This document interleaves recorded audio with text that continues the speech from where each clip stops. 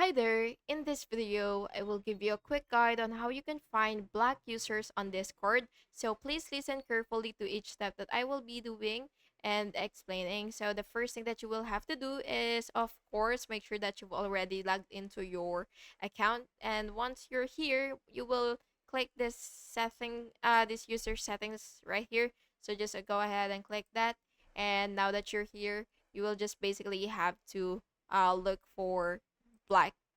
So just look for black.